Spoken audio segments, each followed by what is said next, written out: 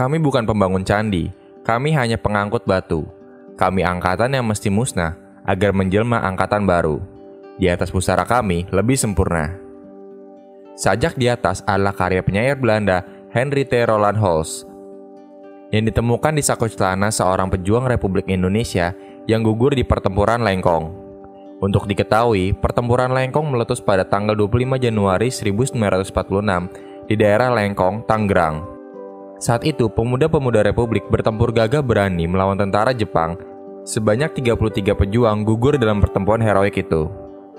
Sejak Henriette memang sangat menginspirasi perjuangan rakyat Indonesia kala itu, di Bovendigul di ujung timur Indonesia sana, sajak Henriette juga terpatri di makam seorang pejuang anti kolonial terkemuka di tahun 1920-an, Ali Arsham.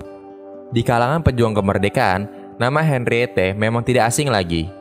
Puisi-puisinya dijadikan pengobar semangat perlawanan. Tulisan-tulisan dan pemikirannya sering menjadi rujukan para pejuang kemerdekaan Indonesia. Soekarno banyak dipengaruhi oleh pemikiran Henriette. Risalah-risalah Soekarno yang terkenal seperti Mencapai Indonesia Merdeka, Sarina, dan Indonesia Menggugat, bolak-balik mengutip buku-buku dan ucapan Henriette. Bung Hatta ketika masih di negeri Belanda juga sangat dekat Henriette. Keduanya pernah bersama-sama menghadiri konferensi perempuan internasional di Swiss tahun 1926. Semasa hidupnya, Henriette aktif memberikan dukungan bagi perjuangan kemerdekaan Indonesia. Tak hanya dalam bentuk seruan dan kampanye, ia bahkan sering terlibat langsung membantu pejuang-pejuang anti kolonial di Indonesia. Lantas, siapakah Henriette Roland Holst ini? Henriette Roland Holst adalah seorang penyair, penulis, dan aktivis sosialis Belanda. Ia dilahirkan tanggal 24 Desember 1869. Dia berasal dari keluarga Kristen liberal.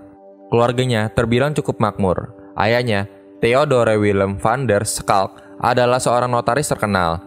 Ia dikirim oleh ayahnya belajar di sekolah asrama di Velp dan kemudian belajar bahasa di Liege.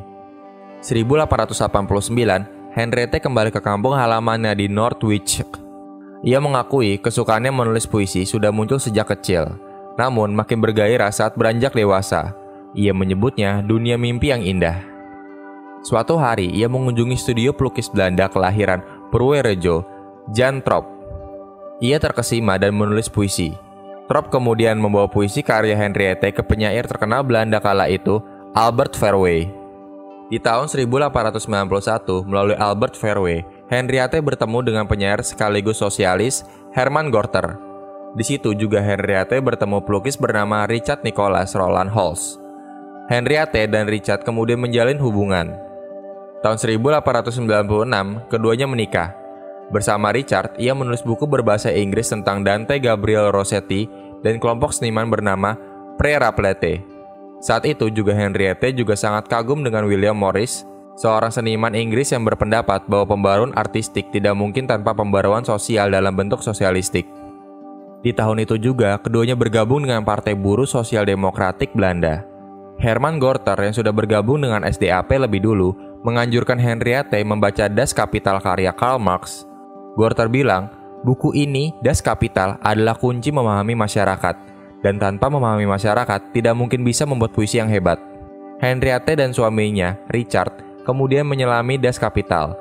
Namun, karena merasa rumit, Richard terhenti di jilid pertama, sedangkan Henriette sanggup menuntaskan hingga jilid kedua dan ketiga.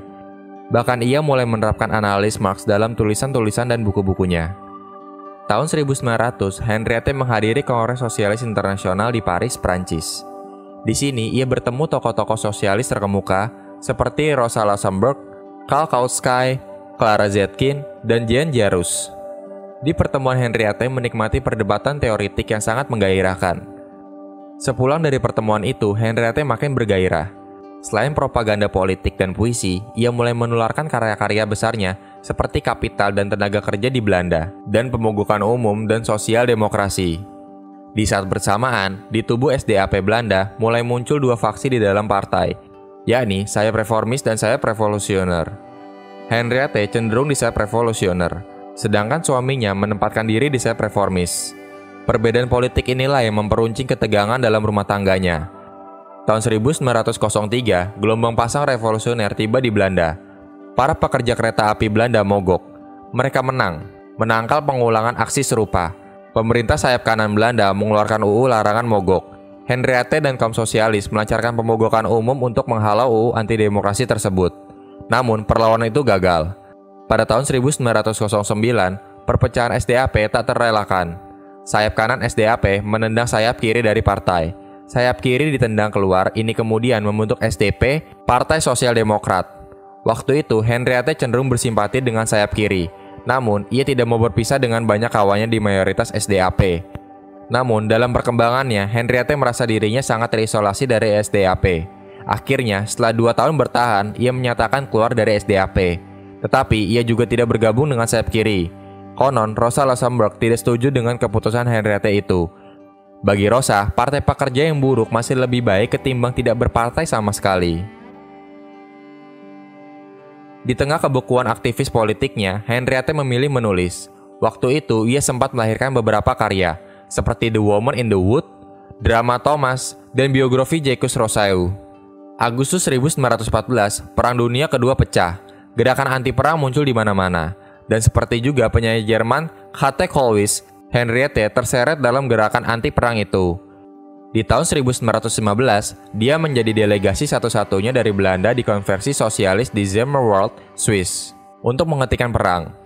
Di situ, dia bertukar pikiran-pikiran dengan tokoh-tokoh sosialis ternama seperti Lenin dan Trotsky.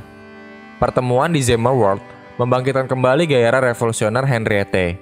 Di tahun 1916, konon atas anjuran Lenin, ia bergabung dengan Partai Sosial Demokrat. Di situ, ia bertemu kembali kawan lamanya, Hermann Gorter. Di situ ia juga menjadi salah satu redaksi dari koran SDP, The Tribune. Di tahun 1917, revolusi Rusia berkobar dan berhasil menggulingkan rezim Tsar. Kabar kemenangan revolusi Rusia makin menebalkan keyakinan revolusioner di Belanda, termasuk Henriette. Di Belanda, pemimpin SDAP yang moderat, Troelstra, menyerukan revolusi. Henriette sendiri memimpin pemberontakan kaum buruh dan tentara di Amsterdam. Sayangnya, revolusi ini menemui kegagalan. Tahun 1919, rezim fasis Jerman membunuh 2 revolusioner di Jerman, Rosa Luxemburg dan Karl Liebknecht. Kejadian itu membuat Henriette benar-benar terpukul. Tahun 1921, ia melakukan perjalanan sembunyi-sembunyi ke Rusia. Ia mengikuti Kongres Komunis Internasional Komintern ketiga. Selain itu, ia juga menghadiri pembentukan gerakan-gerakan perempuan komunis. Dia kagum dengan revolusi yang sedang berjalan di Rusia. Namun, dari kawannya sesama penulis, Maxim Gorky, ia juga mendengar berita tentang kelaparan di Wolga akibat perang yang dilancarkan sisa-sisa kekuatan Tsar dan kepungan negeri-negeri imperialis. Atas saran Gorky, Henriette menggalang kampanye untuk membantu mengatasi kelaparan tersebut. Sementara itu, sejak tahun 1919, SDP berganti nama menjadi Partai Komunis Belanda. Henriette juga menjadi anggota CPH. Namun, karena perselisihan internal, Henriette dan sejumlah tokoh komunis sempat membentuk Liga Perjuangan Komunis dan klub propaganda. Namun, karena BKSP tidak berkembang, ia kembali ke Partai Komunis. Tahun 1927, ia keluar dari Partai Komunis. Namun demikian, berbeda dengan Jacques de Cat, seorang bekas aktivis komunis Belanda yang kemudian jadi kanan. Henriette tetap bersimpati dengan gerakan kiri dan komunis. Kendati tak lagi di gerbong Partai Komunis, Henriette tetap berjuang. Ia aktif mendukung perjuangan kemerdekaan Indonesia. Saat fasisme menduduki Belanda, ia terlibat dalam perjuangan anti-fasis. Ia terlibat dalam penerbitan majalah sosial De Fonds. Dia juga menyembunyikan banyak pengungsi Yahudi dari kejaran pembunuh fasis. Puisi-puisinya juga tetap sebangun dengan semangat sosialisme. Tak hanya itu, dia juga menerjemahkan lagu Internationale ke dalam bahasa Belanda. Di akhir-akhir hidupnya, ia menyuarakan penolakan terhadap penggunaan senjata nuklir dan perang Korea. Jangan lupa like, subscribe, dan nyalakan lonceng notifikasi agar kamu tidak ketinggalan berita-berita selanjutnya. Sampai berjumpa lagi.